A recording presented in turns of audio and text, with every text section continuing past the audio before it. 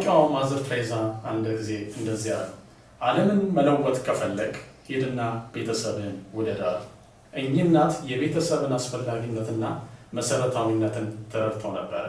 ቤተሰብ ለቤተ ክርስቲያን ለሀገር ትልቅ ጠቀሜታ አለው። ቤተሰብ ሲባረክ ሀገር ትባረካለች። ቤተሰብ ሲወድቅ ደግሞ ሀገር ትወድቃለች ማለት ነው። ቤት የመጀመሪያ ቤተ ክርስቲያን ለልጁ ነው። ወላጆች የልጆቻቸው መጋቢያን ናቸው። ወላጆች የመጀመሪያ የልጃቸው ወንጌላውያን ናቸው። ወላጆች የልጆቻቸው የእሁድ ትምህርት ቤት አስተማሪዎች ናቸው። አንዳንድ የዋህ ወላጆች ምንድን ነው የሚያደርጉት? ልጄ የተበላሸብኝ እኮ እሁድ ትምህርት ቤት ስላልተያዘልኝ ይላሉ። ይህ ግን ከመጽሐፍ ቅዱስ አንጻር ስናየው ትክክል አይደለም።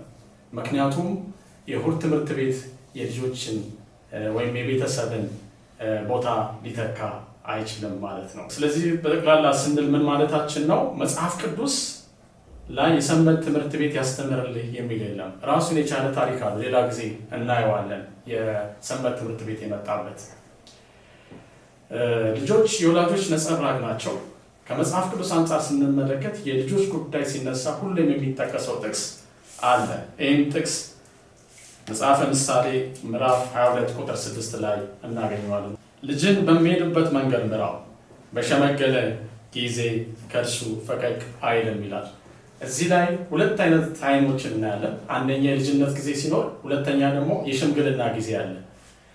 የልጅነት ጊዜ ለሽምግልና ጊዜ በጣም መሰረት ነው። የልጅነት ጊዜ ጥሩ ሲሆን፣ የሽምግልና ጊዜ ደግሞ መልካም ይሆናል።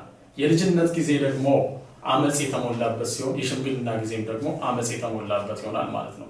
ይህም ከብዙ ከሀገራችን ታሪክ ከዓለምም ታሪክም ስናይ ለምሳሌ አዶልፍ ሂትለርን መውሰድ እንችላለን። አዶልፍ ሂትለር በልጅነቱ ብዙ በአባቱ በደል ይደርስበት ነበረ፣ ብዙ ድብደባ ይደርስበት ነበር እና ካደገ በኋላ ምን ያህል የአይሁድን ሕዝብ ወደ 6 ሚሊዮን ሕዝብ እንዴት እንደጨፈጨፈ አይተናል ማለት ነው። እና አዶልፍ ሂትለር የሚጠላቸው 3 ነገሮች አሉ። አንደኛ የሚጠላው ስለ ሰላም የሚሰብክ ሰው አይወድም። ሁለተኛ አይሁዳውያንን አይወድም። በሶስተኛ ደረጃ ደግሞ የተማሩ ሰዎችን አይወድም ማለት ነው። አዶልፍ ሂትለር እንደዛ እንዲበቀል ያደረገው ከቤተሰቡ የሆነ ነገር አለ ማለት ነው፣ የመጣ ነገር አለ። ስለዚህ ቤተሰብ በጣም መሰረት ያለው ነገር ነው። ስለዚህ ቤተሰብ ትኩረት ሊሰጥበት የሚችል ታላቅ ነገር ነው ማለት ነው። የልጅነት ጊዜ እንዲሁም ለክፉ ሽምግልና መሰረት የልጅነት ጊዜ ነው። አንድ ተክል በለጋነቱ ካላቃና ነው ተጣሞ እንደሚያድግ ሁሉ ከልጅነታችን ስርዓት አስይዘን ካላሳደግን ተጣሞ ነው የሚያድጉት ማለት ነው። ስለዚህ ትውልድን ለማቅናት ተስፋ ሳለች መሆን አለበት።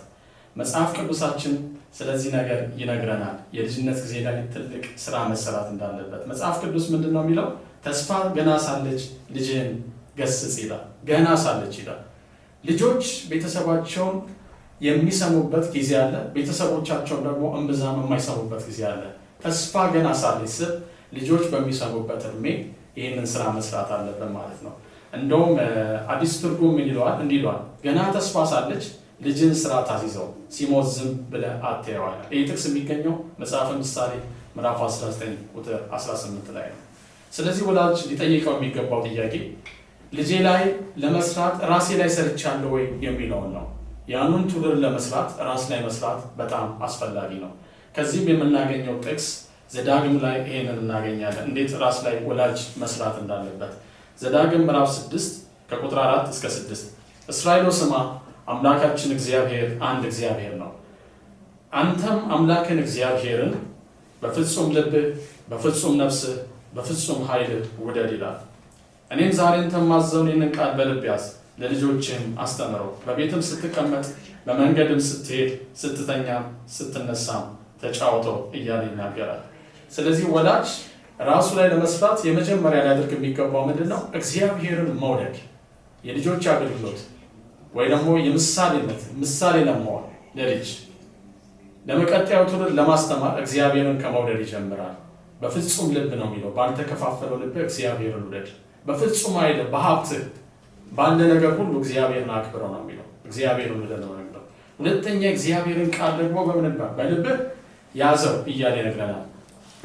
ይሄ ዘዳግም ምዕራፍ 6 ቁጥር 6 ላይ እናገኘዋለን። ከዛ በኋላ የእግዚአብሔርን ቃል ከታጠቅክ በኋላ ለልጅህ አስተምረው ነው የሚለው። አንድ አይሁዳዊ አባት ምንድን ነው የሚያደርገው?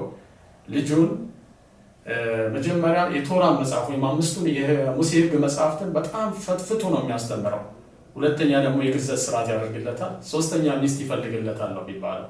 እኛ ግን የኛውን ሶስተኛውን እንተውና አባት ምን ያህል ለልጁ የብሉይ ኪዳን የነበረው አባት አይሁድ አባት ዋጋ እንደሚከፍል አይተናል፣ ልጁን እንደሚያስተምር። በዚህ ዘመን ደግሞ ልጆችን ጊዜ ሰጥተን አንብበን የእግዚአብሔርን ቃል አጥንተን ተርጎመን ከህይወታችን ጋር አዛምደን ልጁን ልናስተምር ይገባል ማለት ነው። ስለዚህ ወላጆች ዛሬ ተዘጋጅታችሁ ራሳችሁ ላይ ሰርታችሁ ቤተሰባችሁ ውስጥ ያሉትን ልጆች ለመመገብ ለማሻገር ጥሩ ዜጋ እንዲሆኑ ለማድረግ ተዘጋጅታችኋል። ይሄን እንድታደርጉ የዘወትር ጸሎቴ ነው።